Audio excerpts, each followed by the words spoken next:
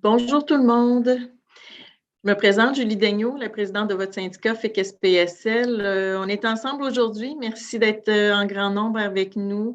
On est ensemble pour parler de l'arrêté ministériel qui a été mis par le gouvernement en début janvier, le 2022-003, et qui a tout récemment été modifié par le 2022-008 ce lundi. Donc, je vais être accompagnée de différentes personnes du comité exécutif, dont Francis Charbonneau qui s'occupe de notre technique, Nathalie Cyr aussi qui va être là, notre VP Relations de travail, qui va vous faire la présentation concernant cet arrêté ministériel-là. Je vois aussi Julie Mathieu, notre VP Sud, Isabelle Gagné, notre VP Centre. Donc, nous avons aussi avec nous l'aide d'une conseillère, Nancy Moss, qui est là aussi, qui a travaillé d'arrache-pied avec Nathalie concernant tout décortiquer de cet arrêté ministériel-là, qui est d'autant plus complexe que les autres qui sont là depuis le début de la pandémie. Je veux vous rappeler que cet arrêté ministériel-là n'est aucunement négocié avec le syndicat. On en subit autant tous les écrits que vous. Et évidemment qu'on va tenter le plus possible de répondre à vos questions selon nos connaissances, notre analyse, mais évidemment que l'employeur serait la personne de choix pour répondre spécifiquement à vos questions qui sont plus précises et qui prennent des fois des cas plus pointus. Alors, sur ce, je laisse la parole à Francis qui va vous expliquer un peu le déroulement de la séance d'information, puis Nathalie vous fera la présentation par la suite. Merci. Oui, bonjour tout le monde. Rapidement, là, d'entrée de jeu, juste pour vous mentionner que la séance est enregistrée pour qu'on puisse, là, si possible, là, par la suite, en faire la diffusion là, sur nos plateformes. Donc, je vais animer la rencontre aujourd'hui. Puis, si jamais il y en a qui ne voudraient pas que leurs questions soient enregistrées, là, juste nous le mentionner lorsqu'on arrivera à la période de questions. Donc, sans plus tarder, là, je vais donner la parole à Nathalie Cyr pour qu'elle puisse là, commencer la présentation et je reviendrai par la suite là, lors de la période de questions. Alors, bonjour tout le monde, Nathalie Cyr, VP Relations de travail. Donc, en fait, Julie l'a mentionné tantôt, là, au niveau de la présentation, on a essayé de faire ça simple. Par contre, dans la complexité de l'arrêté ministériel, vous comprendrez que c'est pas simple d'essayer de rendre ça simple. Donc, on essayait, en tout cas, j'essayais du moins de faire ça le plus clair possible en vous donnant là, aussi des exemples. Alors, voilà. Donc, je pense que ça ne devrait pas être tellement long.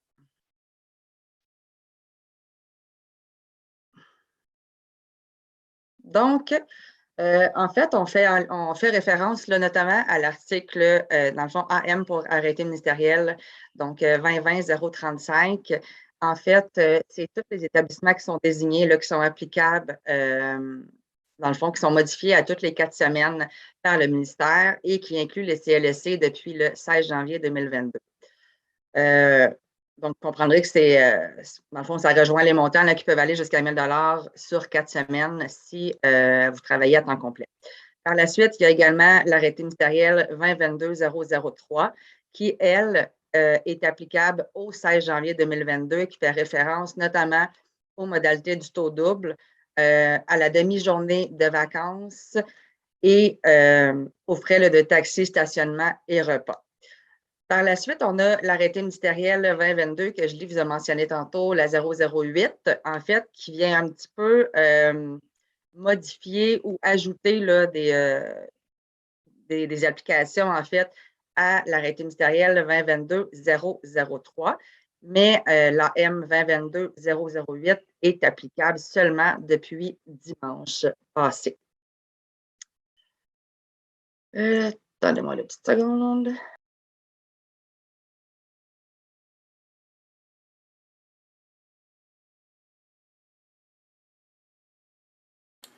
Nathalie, tu as accroché ton micro.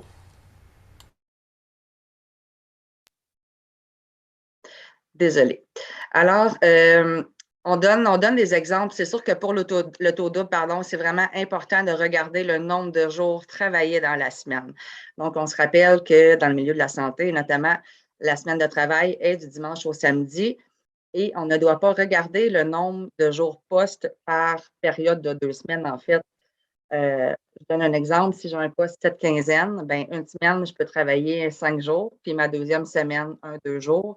Et dans un autre cas, d'un autre 7 quinzaines, je peux travailler 4 jours ma première semaine et 3 jours ma deuxième semaine. Donc, l'idée dans les arrêtés ministériels, les dernières qui ont sorti, il faut vraiment regarder le nombre de jours travaillés dans la semaine, donc du dimanche au samedi. Voilà. Donc, alors, premier exemple, je travaille 4 jours, donc dans ma semaine. Je suis considérée jusqu'à ici à temps partiel, donc TPR pour temps partiel régulier. J'ajoute un quart de travail à taux simple dans ma même semaine. À partir de ce moment-là, je vais être considérée comme un temps complet. Donc, TCR pour temps complet. Alors, ma 6e et ma 7e journée que je travaillerais dans cet exemple-ci serait rémunérée à taux double et j'aurais également droit à une demi-journée de vacances par jour de travail. Donc, c'est sûr que la demi-journée de vacances ne s'accumule pas sur chaque temps supplémentaire parce que je pense qu'il y a des gens qui pourraient s'ajouter beaucoup de semaines de vacances. Alors, dans un deuxième exemple, je travaille encore 4 jours par semaine, mais je ne travaille pas plus que 4 jours. Donc, j'ai droit à mon 100 qui est prévu pour les temps partiels en vertu de l'arrêté ministériel 2022-003 qui est modifié là, par la 2022-008.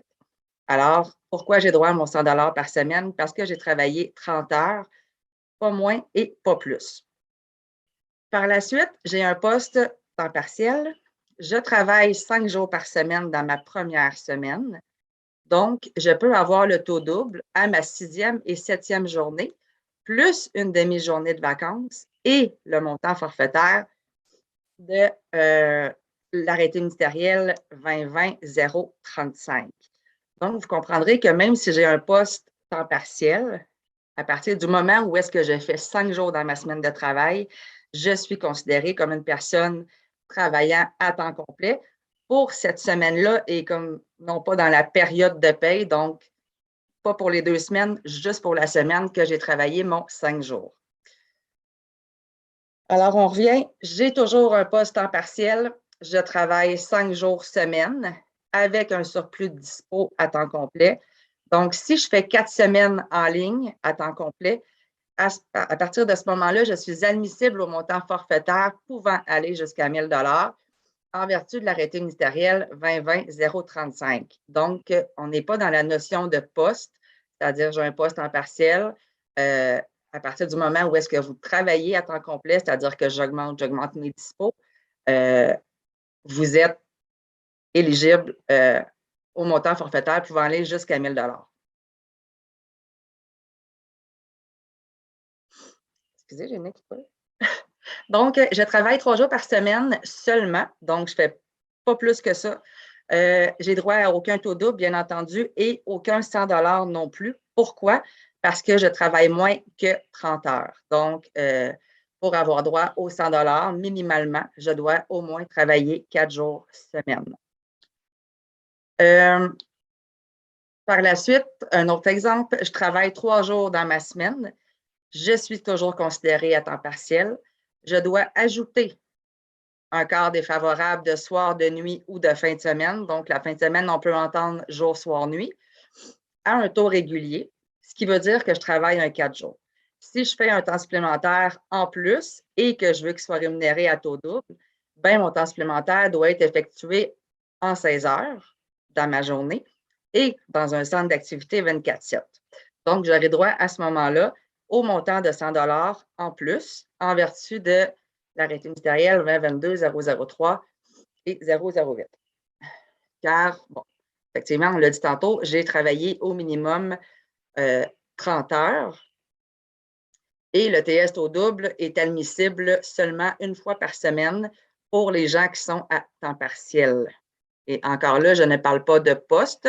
Je dis que je travaille 2 jours, 3 jours, 4 jours, pas 4 jours, parce que si je rajoute un quart, je tombe à temps complet, mais si je travaille, un exemple, 2 jours dans ma semaine ou 3 jours ou 4 jours, mais que je ne travaille pas plus, bien, à ce moment-là, je peux faire un temps supplémentaire juste une fois, qui va être rémunéré à taux double. Donc, je peux faire d'autres TS, mais mon taux double va être applicable seulement une fois dans ma semaine de travail.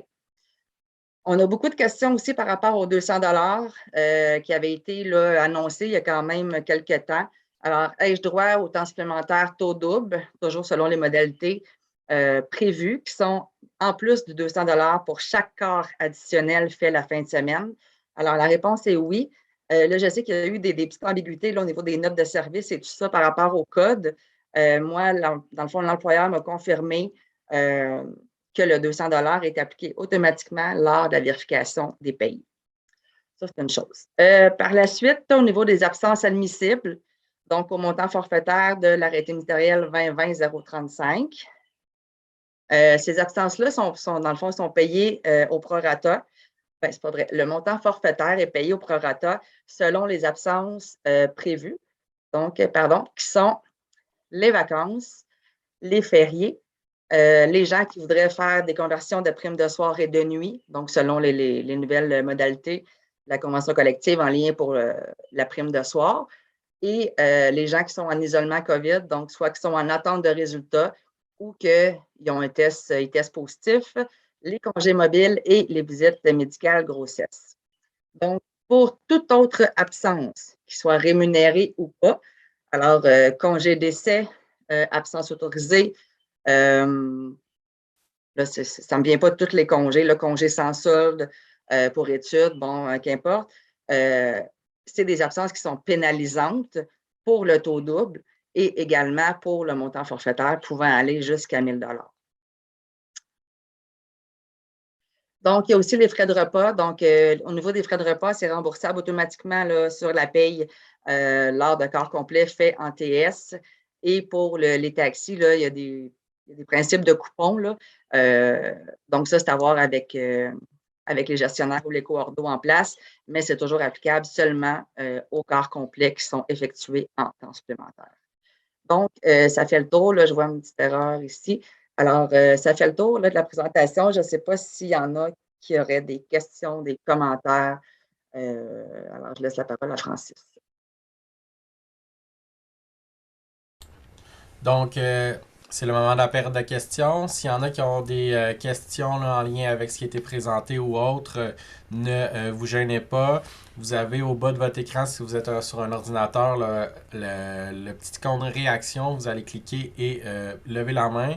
Et également là, sur une tablette ou autre, là, avec les 3 petits points plus, vous allez pouvoir atteindre l'option de lever la main. Ça va nous permettre de savoir que vous avez levé la main. On va prendre quelques questions. Puis après ça, on va permettre à Nathalie de répondre. Je vais juste laisser la parole à Nancy. Je pense qu'elle a peut-être un complément d'information à donner. Oui, en fait, c'est juste un point de clarification dans la présentation de Nathalie quand elle a parlé dans son exemple d'une salariée qui fait 3 jours semaine, où elle a mentionné bien, que le TS pourrait être payé à taux double, qu'elle doit faire le TS dans un 24/7. Ce n'est pas ça. Elle doit faire une journée de plus à son poste à taux simple dans un centre d'activité 24/7. Le TS, il n'y a pas cette règle-là qu'il faut le rajouter. Je voulais juste vous clarifier ce point-là. Parfait, merci Nancy. Donc, pour la première intervention, là, je vais donner la parole à Madame Fabienne Delvaux. Donc, vous avez juste à réactiver votre son. Parfait. Oui. Bien, merci pour la présentation. C'est gentil d'avoir pris du temps pour nous éclairer. Je pense que Nancy vient de répondre à une question. Moi, j'ai donné des dispos pour la vaccination. Donc, je suis amenée à faire des fins de semaine en vaccination. Puis, je voulais savoir si le 200 $ s'appliquait, étant donné que ce n'est pas un centre 24/7. Je pense que oui, si j'ai bien compris, Nancy. Parfait, ben on a pris votre question en note. Si jamais quelque chose, on va revenir. Donc, on va prendre quelques questions. Je vais donner la parole à Gagné. Je ne sais pas votre nom, là, c'est le nom qui est activé à l'écran. Oui, bonjour, est-ce que vous m'entendez? On vous entend bien, oui.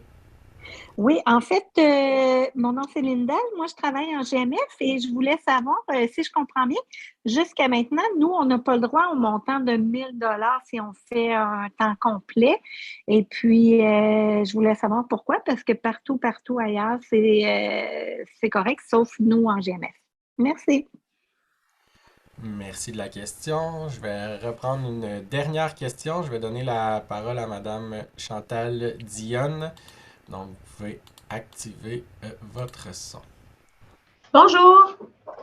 Je voulais savoir s'il était possible de cumuler 4 heures parce que le centre de vaccination est ferme à 20h15. Donc, après ma journée de travail en GMF, je fais du temps supplémentaire. Si je fais 4 heures dans la semaine le soir, est-ce que ça compte comme un temps complet pour une journée complète, pardon, là, pour avoir le taux double? Parfait. Donc, on a pris votre question. En note, je vais donner là, la parole à Nathalie et Nancy là, pour pouvoir répondre aux questions qui ont été mentionnées. Bien, effectivement, là, pour la première question, le TS là, qui est effectué la fin de semaine, effectivement, là, je faudrait que je regarde qu'est-ce qui est écrit, mais pour le temps partiel, pour l'ajout d'un quart défavorable, c'est celui qui est fait à taux régulier. Donc, le temps supplémentaire qui est payé à taux double, en fait, peut être fait là, sur n'importe quel quart. Il n'y a pas de notion de quart défavorable. Là. Donc, oui, techniquement, le temps supplémentaire devrait être appliqué à taux double. Juste faire attention, si vous êtes en vaccination, si vous êtes engagé via Je contribue et que vous avez été embauché par la suite avec l'employeur, dans le fond, pour le CIS des Laurentides, ce n'est pas applicable pour ces personnes-là car ils font référence à un autre arrêté ministériel. Il faudrait que je regarde le numéro par cœur, là, je ne me rappelle pas. Pour la question des GMF, bien écoutez, les GMF sont inclus dans le montant forfaitaire de 1 000 $. Donc, pourquoi? Parce qu'on parle de mission. Moi, je l'ai confirmé la semaine dernière, les GMF font partie de la mission CLSC, si on veut. Donc, sont présentement admissibles depuis le 16 janvier, pardon. Alors, c'est toujours là, des modifications aux 4 semaines qu'on a. Donc, du 16 janvier, là, je ne sais pas exactement, ça donne combien, là, le 4 semaines, dans le coin du 16 février, le montant forfaitaire de 1 000 $ va être applicable. Pour ce qui est de la question au niveau des 4 heures dans la semaine, malheureusement, pour les gens qui font des horaires de 8 heures, non, ça doit être un quart complet. Par contre, pour les gens qui ont des horaires atypiques, dont des horaires 12 heures, à ce moment-là, il y a possibilité de faire 4 heures dans la même semaine qui vont faire partie pour un quart complet. Donc, je ne sais pas si ça répond là, à toutes les questions ou si Nancy a des ajouts à faire. Oui, en fait, je rajouterais à ce que Nathalie a mentionné pour la première question de Mme Delvaux, bien, c'est sûr que si vous êtes une salariée à temps complet, bien, automatiquement, le taux double s'applique dans votre cas. Et vous avez aussi le droit, vous avez parlé du 200 $, bien, c'est sûr que quelqu'un qui travaille la fin de semaine, c'est l'arrêté 0,35 qui s'applique pour les montants de fin de semaine. Donc, oui, c'est cumulatif. Pour la question du GMF, bien, c'est sûr que, comme elle a mentionné, ça fait partie de la mission, ça fait partie de la mission CLSC. Donc, les personnes qui travaillent là ont aussi le droit au montant forfaitaire. Par contre, dans le guide de l'arrêté, ils ont fait une distinction, c'est-à-dire que si, par exemple, vous êtes une infirmière qui a été embauchée directement par les médecins du GMF, même si vous êtes au GMF, bien, vous ne serez pas visé par ça. Mais si vous êtes une salariée du CIS des Laurentides, vous y avez le droit. Si ce n'est pas fait, bien, je vous invite à communiquer avec votre équipe syndicale afin qu'on puisse faire les interventions. Voilà. Merci. Merci Nancy et merci Nathalie. Donc, dans les tours de parole, je vais donner la parole à Legault. Oui. Oups, vous avez réaccroché votre micro, ça l'avait refermé. Est-ce que vous m'entendez? On vous entend, c'est parfait. Oui, je suis Martine Legault, je suis infirmière clinicienne au CLSC de Sainte-Thérèse. Depuis le jour 1 de la pandémie, je suis délestée. J'ai eu maintes et maintes affectations, environ 5. Et là, je me sens complètement désavantagée avec cette 1 000 $-là de prime que j'ai pas droit parce que là, je suis en télétravail. Ce n'est pas, c'est mon affectation qui est comme ça. Alors, moi, j'aimerais savoir s'il y a une démarche à faire, un grief ou quoi que ce soit, parce qu'on est pénalisé alors qu'on est délesté depuis 2 ans. C'est inconcevable d'avoir ce traitement-là. Je suis à temps complet. J'ai détenu un poste depuis des années au CLSC et que malgré moi, je me trouve pénalisée de ce 1 000 $-là. Moi, j'aimerais qu'on m'indique les démarches à faire parce que je sais que mon gestionnaire a fait des représentations auprès de l'employeur. Puis j'aimerais connaître un petit peu là, la suite des choses. Merci. Merci, Mme Legault. Je vais donner la parole à Mme Fabienne Delvaux. Oui, j'avais une autre question au sujet du code attribué à mon titre d'emploi. Donc, je suis à temps plein comme assistante infirmière-chef. Si je fais un quart de travail supplémentaire pour mon cas en vaccination, est-ce qu'il doit être comptabilisé sur mon titre d'emploi d'infirmière ou d'assistant? Merci. Merci pour la question. Je vais donner la parole à Mme Chantal Diane. Bonjour, excusez, je finissais ma bouchée. On est juste surpris. Je suis avec Annie Paquet, ma collègue. On est en GMF, nous. Le montant de 1 000 $ dont vous parlez, ça s'applique juste parce qu'on est en GMF à temps complet ou il y a des modalités particulières? Là, on vient comme d'apprendre ça, nous, là. Et quand ça va être payé et quoi, là? Parfait. Je vais laisser répondre Nathalie et Nancy sous peu. Je vais prendre la dernière question pour le moment qui est à Karine qui est sur son iPhone.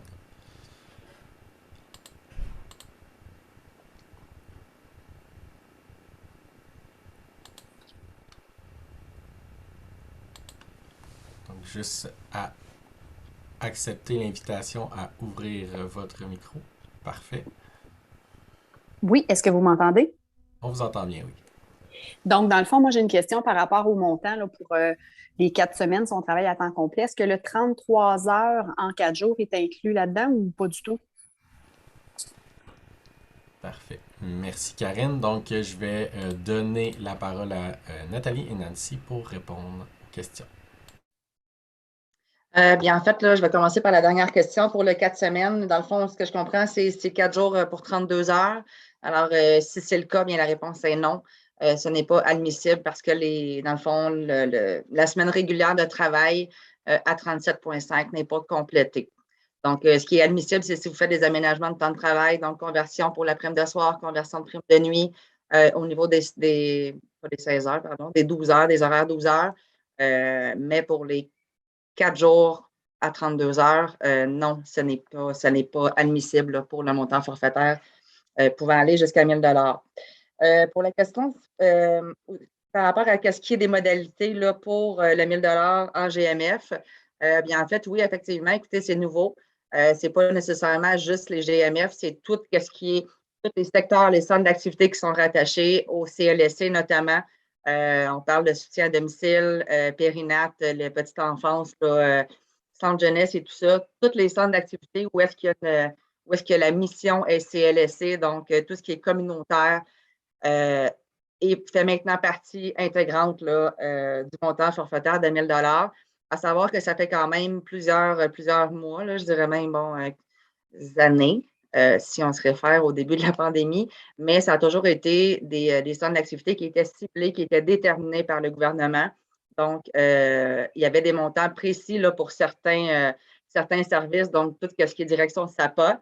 Si on parle de CHSLD, là, si à domicile, ça fait partie du SAPA, ARI, RPA.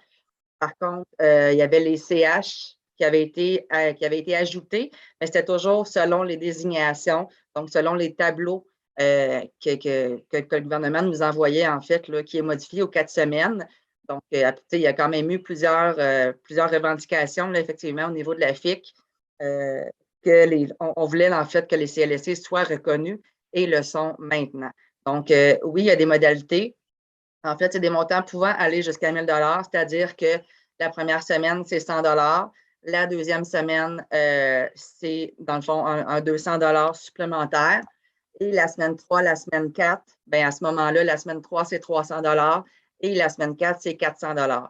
Ce qu'il faut savoir, c'est que toute absence, dans le fond, au niveau des absences admissibles, là, c'est sûr, bon, c'est les congés fériés, les vacances et tout ça. Par contre, il faut savoir qu'au niveau du temps repris, ça cancelle, ça l'annule la séquence.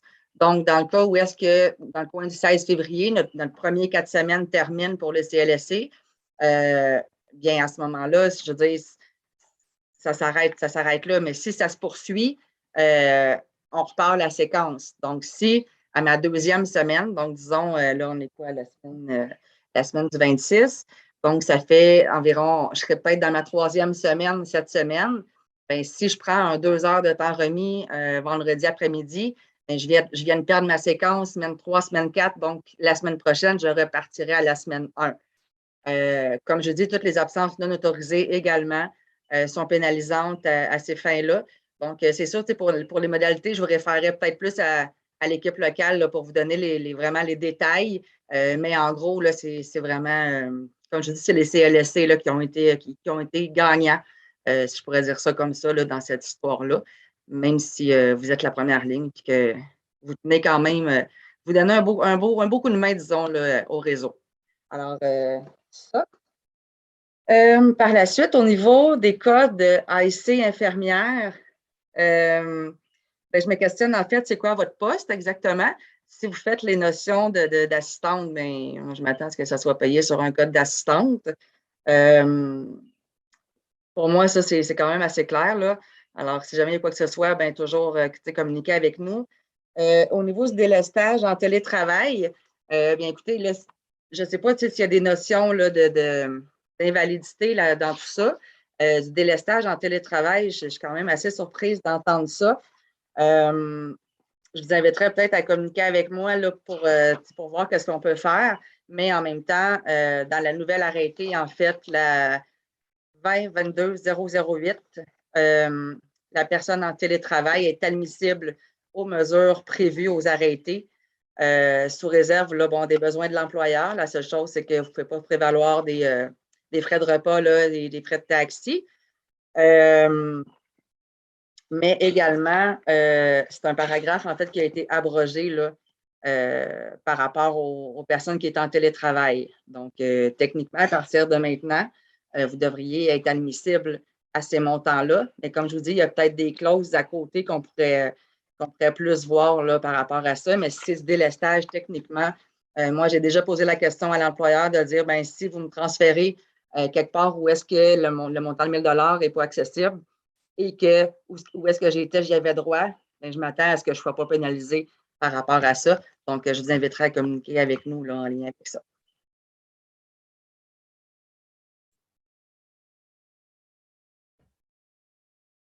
Vas-y, Nancy, oui. En fait, c'est pour compléter l'information pour Mme Delvaux. Bon, c'est sûr que vous avez un poste d'ASI. La prétention du syndicat, c'est de dire que lorsqu'une salariée fait un temps supplémentaire, bien, elle doit être rémunérée selon son titre d'emploi. Puis c'est ce qui est prévu à l'article 19 de la Convention collective où on parle à taux et demi ou à taux double, dépendant du cas, du salaire régulier. Puis après ça, on regarde c'est quoi un salaire régulier. Bien, c'est le salaire de la salariée selon son titre d'emploi. Si jamais l'employeur ne vous paye pas comme ça, bien, je vous invite à contacter votre équipe syndicale parce qu'on a un litige sur cette notion-là. L'employeur ne le paye pas toujours. Donc, il y a des fortes chances que l'employeur dise « Ah non, non, vous faites un travail d'infirmière, on va vous payer infirmière. » Ce n'est pas notre prétention. Donc, je vous invite à ce moment-là de communiquer avec l'équipe syndicale puis on déposera un grief à cet effet. Merci. Donc, c'est encore le moment, s'il y en a qui ont des questions, là, c'est le moment de le faire.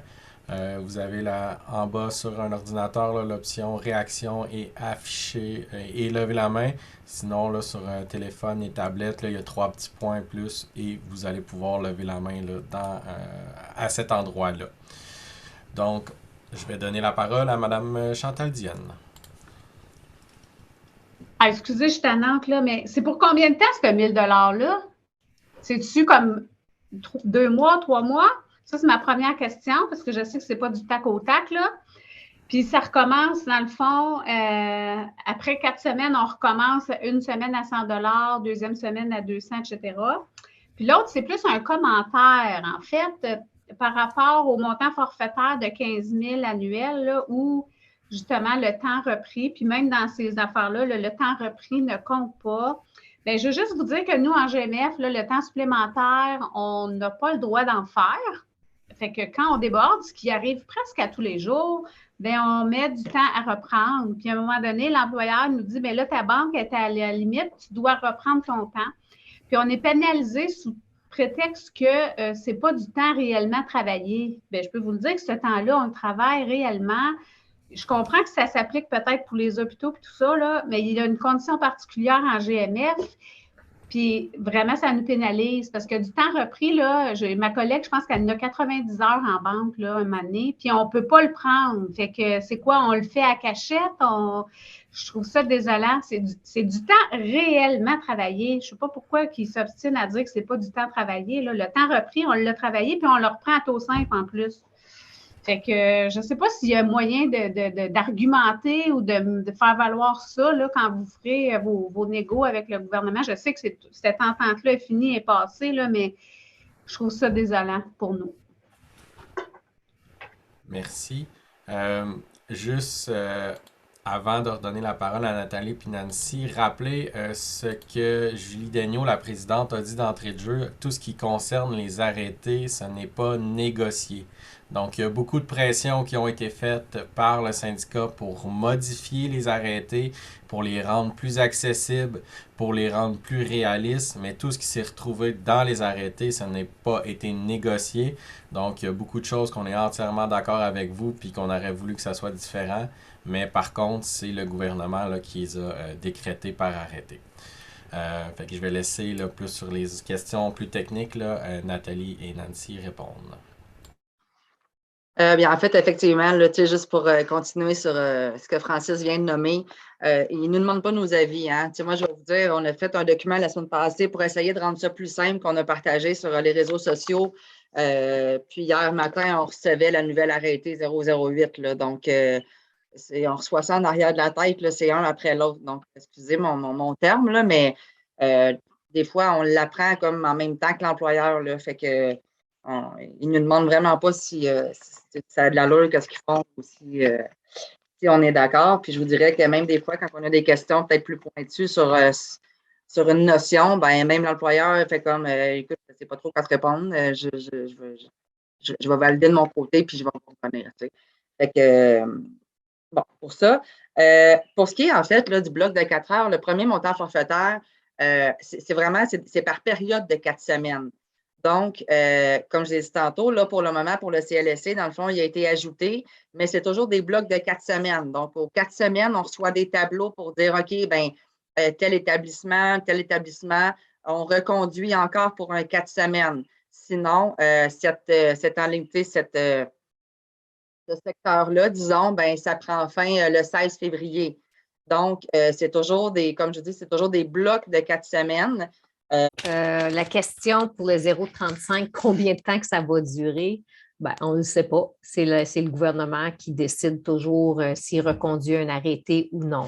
Donc, ça dure depuis combien de temps? Je pense que Nathalie, elle l'a mentionné au début, là, c'est quelque chose qui a sorti comme en 2000, il me semble que c'est 2021 ou 2021 que ça a sorti. Donc, et là, ben, à chaque 4 semaines, bien, ils modifient. En fait, à chaque semaine, ils nous envoient c'est quoi les centres qui sont visés par ça, puis ça bouge dans le temps. Comme si on reprend, par exemple, l'été l'été passé, ben, il y en avait beaucoup moins parce qu'il y avait moins de cas de COVID. Et là, vu qu'on est revenu dans une 5e vague, là, il y en a rajouté. Donc, ça varie. Combien de temps ça va durer? Ben, on ne sait pas. Fait qu'en attendant, ben, ceux qui peuvent en profiter, profitez-en. Merci. Je vais donner la parole à Isabelle Gagné. Bonjour tout le monde. Pour celles qui ne me connaissent pas, c'est ça, je suis la vice-présidente au secteur centre. Je m'occupe des communications. Dans le fond, juste à titre informatif, il y a 2 jours, on a pris la peine de toutes mettre les notes de service de l'employeur avec tous les détails des différents montants forfaitaires et des arrêtés ministériels. Donc, si vous allez sur notre page Facebook du FIC SPSL, je l'ai épinglé en haut de la page. Vous avez seulement à cliquer sur les mesures comme le 200 $ pour la fin de semaine, le 2000 $ pour changer de corps volontairement défavorable, le 15 000, le 1000. Toute l'information est là actuellement. Puis souvent aussi, l'employeur le donne aussi dans l'intranet, dans la section employés. Donc, si vous voulez aller avoir un petit coup d'œil pour avoir l'ensemble des détails, des modalités, tout est là sur notre page Facebook. Merci Isabelle. Désolé. Donc, je voulais juste mentionner aussi là, pour les gens là, qui n'auraient pas Facebook, puis qui voudraient valider, bien, vous pouvez quand même aller voir cette information-là sur notre page Facebook. Même si vous n'avez pas Facebook, vous tapez dans l'adresse de recherche www.facebook.com/FIC-SPSL et vous allez être en mesure quand même de voir cette publication-là avec l'ensemble là, des informations. Voilà. On a encore un peu de temps pour des questions, donc s'il y en a qui ont des questions, n'hésitez pas, vous pouvez lever la main. On est disponible pour vous, on est là. Okay, je vais vous laisser là, un petit 2-3 minutes pour 2 minutes pour y réfléchir là, à savoir si vous voulez lever la main. Je rappelle encore une fois que vous pouvez lever la main en allant sur l'onglet réaction si vous êtes sur un ordinateur au bas et cliquez sur lever la main. Sur une tablette, un téléphone, 3 petits points et vous allez voir l'option de lever la main. Je vais donner la parole à Julie D. Oui, bonjour. En fait, j'aimerais juste faire une petite question en lien avec les infirmières cliniciennes qui doivent mettre leur temps en banque. Moi aussi, là, je fais partie des gens qui cumulent beaucoup de banques de temps et que là, depuis le dernier week-end, on aurait droit à se le faire payer. Est-ce que je peux revoir le numéro de l'arrêté ministériel pour le justifier auprès de ma gestionnaire? Parfait, merci pour la question. Je vais voir, est-ce qu'il y en a qui avaient d'autres questions? Sinon, je vais laisser là, Nathalie ou Nancy là, y aller d'une réponse.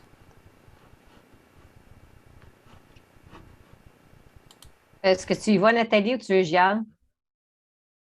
OK. Bon, pour le temps en banque, puis corrigez-moi là, si je n'ai pas pris en note si vous étiez en GMF ou autre, là, mais c'est l'annexe 4 qui s'applique pour les personnes qui ne sont pas dans un centre d'activité 24/7. Donc, si vous n'êtes pas dans un centre d'activité 24/7, bien, à ce moment-là, vous avez le droit au cumul de temps. Et c'est bien précisé que, attendez, je vais juste prendre la bonne page pour vous le dire, l'annexe 4. Bon, c'est dans le fond, dans la convention collective, bien, une salariée qui travaille dans un centre d'activité, qui est infirmière clinicienne, qui travaille dans un centre d'activité qui n'est pas un 24/7, bien, elle peut cumuler le temps effectué en temps supplémentaire dans une banque, mais si elle ne peut pas le prendre dans les 30 jours, bien, elle peut se le faire monnayer à taux simple. Donc, c'est déjà prévu là-dedans. Donc, je rattrache ça avec tout ce que Nathalie a mentionné. Là. Si vous ne voulez pas perdre votre admissibilité, bien, vous êtes mieux de vous faire payer que de faire une reprise de temps. En fait, ce n'est pas pénalisant aux fins de l'admissibilité. Pour le 15 000 $, mais pour le 1 000 $, effectivement, que là, ça devient pénalisant. Donc, c'est effectivement peut-être mieux de se le faire payer. En fait, là, je pense que c'est Julie qui posait la question. Peut-être, en fait, c'est précision, c'est Info COVID-19, c'est précision sur les modalités d'application des arrêtés ministériels 2022-003 et 2022-008 portant sur les mesures incitatives temporaires COVID-19 du 24 janvier 2022. Alors, c'est un peu long comme titre, mais c'est là, en fait, que vous allez retrouver toutes les questions, notamment en lien avec la reprise de temps, qui est à la page 3, la question 4. Alors, si jamais il y a quoi que ce soit, peut-être communiquer avec nous là, pour qu'on puisse vous la transmettre plus rapidement, mais toutes les guides, sachez que toutes les guides d'application, les guides d'interprétation du CPN 3S du gouvernement sont accessibles via Google. Alors, voilà. Merci Nathalie, merci Nancy. Est-ce qu'il y avait d'autres questions qui s'étaient ajoutées? Donc, je vous laisse quelques secondes pour y penser. Sinon, c'est ce qui nous amène à la fin de notre rencontre. Donc, je vais remercier là, Nancy pour sa présence, pour avoir s'être rendu disponible là, pour pouvoir répondre à vos questions. Et je vais également là, remercier Nathalie aussi, là, qui était disponible pour répondre à vos questions. Donc, juste avant de fermer la rencontre, je vais redonner la parole à notre présidente là, qui va nous faire un petit mot de conclusion pour cette séance d'information. Puis, n'oubliez pas, là, demain, il y a une autre séance d'information demain soir. Donc, vous pouvez inviter vos collègues là, qui auraient des questions à venir nous voir là, demain à 19h là, pour cette rencontre-là. Ils peuvent obtenir le lien sur notre page Facebook ou encore là, sur notre site web fixsanté.qc.ca/Laurentide. Julie. Merci tout le monde d'avoir été présente finalement là, pour cette séance d'information. On trouve que c'est vraiment un bon moyen pour nous là, de communiquer avec vous dans des brefs délais aussi, au meilleur de notre connaissance. Je vous rappelle, comme ça a été mentionné à plusieurs reprises, là, toutes les possibilités de nous suivre, autant par Facebook, site Internet, les bureaux syndicaux, les téléphones pour communiquer avec nous. Donc, gênez-vous pas. Je vous rappelle que ces arrêtés ministériels-là ne sont aucunement des ententes négociées. On subit des décrets qui est sous forme d'arrêtés ministériels par le gouvernement. Donc, sur ça, j'espère que les informations ont pu être assez claires pour vous. Donc, dans des cas de spécificité, ne vous gênez pas, appelez vos représentantes syndicales dans vos unités locales. Elles sont là pour répondre à vos questions également. Donc, je vais vous souhaiter une très belle fin de journée et au plaisir de vous revoir.